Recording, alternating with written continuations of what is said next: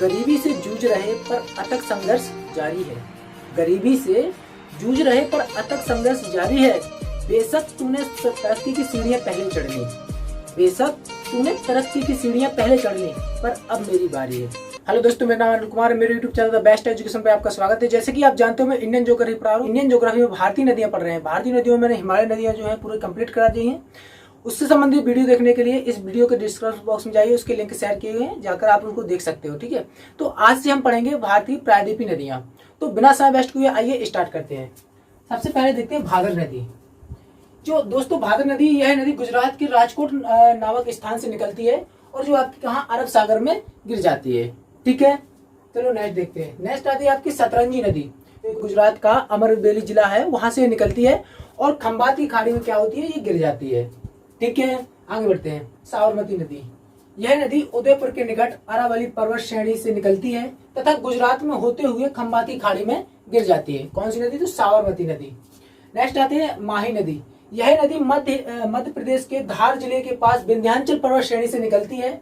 ठीक है, और मध्य प्रदेश, राजस्थान, गुजरात में प्रवाहित होती हुई खंबात की खाड़ी में गिर जाती है। दोस्तों, जो आपकी माही नदी है वो कर्क रेखा को 2 बार काटने वाली भी नदी हो जाएगी। ठीक है, क्वेश्चन बनता है कि कौन सी नदी कर्क रेखा को 2 बार काटती है, तो माही नदी। ठीक है, चलो नेक्स्ट देखते हैं। नेक्स्ट आता है इसमें नर्मदा नदी।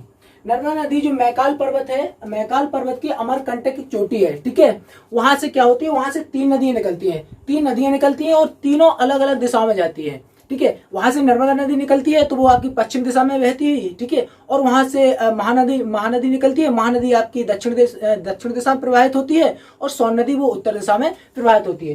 तो जो नर्मदा नदी है वो कहाँ से निकलती है, तो मैकाल पर्वत के अमरकंटक चोटी से निकलती है। ठीक है, इसका जो प्रवाह क्षेत्र है वो 87% मध्य प्रदेश में बहती है और महाराष्ट्र में आपकी 11.5% और गुजरात में 1.5% बहती है, प्रवाहित होती है। ठीक है, यह अरब सागर में गिरने से पहले क्या करता है, एस्चुरी या ज्वारमुख का निर्माण करती है। दोस्तों, ये एस्चुरी होता क्या है?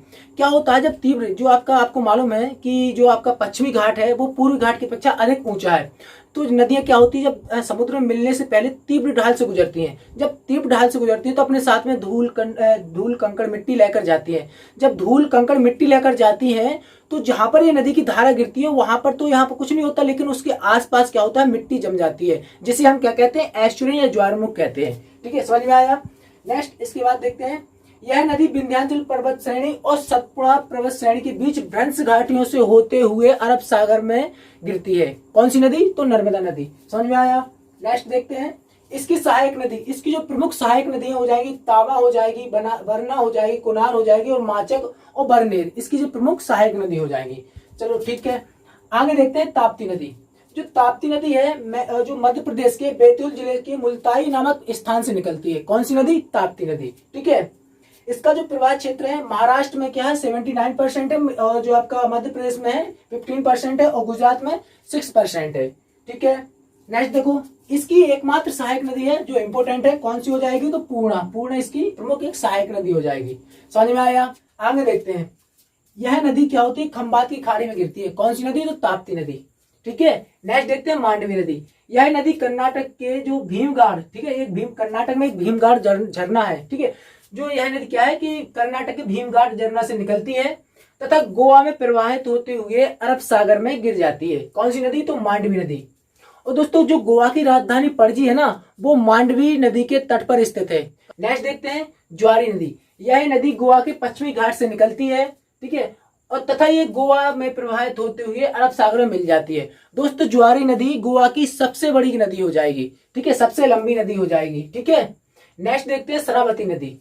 यह नदी कर्नाटक के जो अम्बुतीर्थ पहाड़ी, कर्नाटक में अम्बुतीर्थ पहाड़ी स्थित है। ये भी मैंने बताया था, मुलानगिरी की पहाड़ी स्थित है कर्नाटक में, जो आपकी किस लिए प्रसिद्ध है, जो चंदन की लकड़ी के लिए प्रसिद्ध है। जो मैंने पहाड़ियों वाला वीडियो बनाया था उसमें आप जाकर देख सकते हैं। ठीक है, यहीं पर देखो आप, जो शरावती नदी है, यह क्या है, कर्नाटक में जो अम्बुतीर्थ पहाड़ी है उसके पास से निकलती है और कर्नाटक में प्रवाहित होते हुए अरब सागर में गिर जाती है।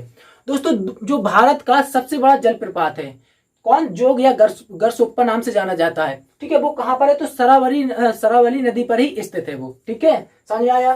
चलो नेक्स्ट देखते हैं गंगावेली नदी। यह कर्नाटक राज्य से निकलती है तथा अरब सागर में मिल जाती है। ठीक है, नेक्स्ट देखते हैं पेरियार नदी।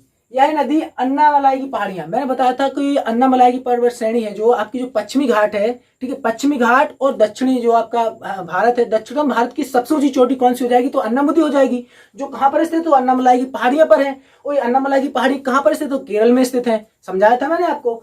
चलो यहीं पर देखते हैं। तो ये पहाड़ी क्या होती है कि जो आपकी जो पेरियार नदी है अन्नामलाई की पहाड़ियों से निकलती है तथा केरल में प्रवाहित होती हुई अरब सागर में गिर जाती है। समझ में आया? चलो आगे बढ़ते हैं। यह केरल की दूसरी सबसे बड़ी नदी है। तो फिर पहली कौन सी हो जाएगी, तो पहली भरतपुजा हो जाएगी, ठीक है।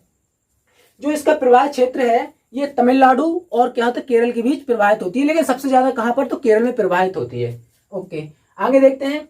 जो पेरियार नदी है इसे केरल की जीवन रेखा भी कहा जाता है। क्वेश्चन बनता है कि किस नदी को केरल की जीवन रेखा कहा जाता है, तो किसको, पेरियार नदी को केरल की जीवन रेखा कहा जाता है।